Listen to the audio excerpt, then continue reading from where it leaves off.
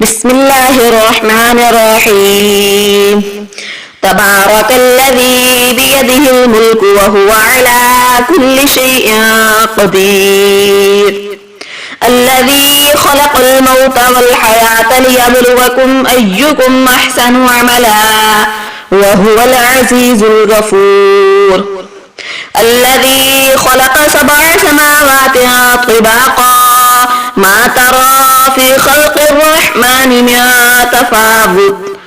فارجع البصر هل ترى من فطور ثم ارجع البصر كرتين ينقلب إليك البصر خاسئا وهو حسير ولقد زينا السماء الدنيا بمصابيح وجعلناها رجوما للشياطين وأعتدنا لهم عذاب السعير وللذين كفروا بربهم عذاب جهنم وبئس المصير إذا ألقوا فيها سمعوا لها شهيقا وهي تفور تكاد تميز من الغيظ كلما ألقي فيها فوج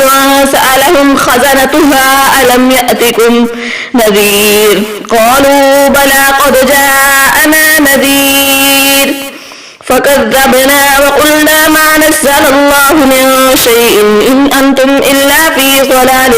كبير وقالوا لو كنا نسمع أو نعقل ما كنا في أصحاب السعير فاعترفوا بذنبهم فسحقا لأصحاب السعير إن الذين يخشون ربهم بالغيب لهم مغفرة وأجر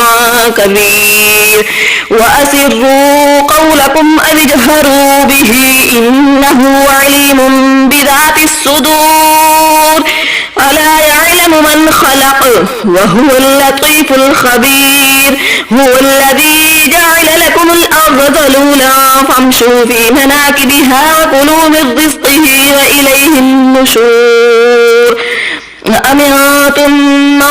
في السماء أن يخسف بكم الأرض فإذا هي تمور أم أمنتم من في السماء أن يرسل عليكم حاسبا فستعلمون كيف نذير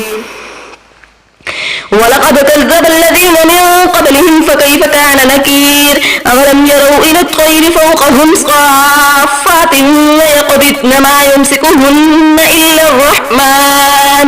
إلا الرحمن إنه بكل شيء بصير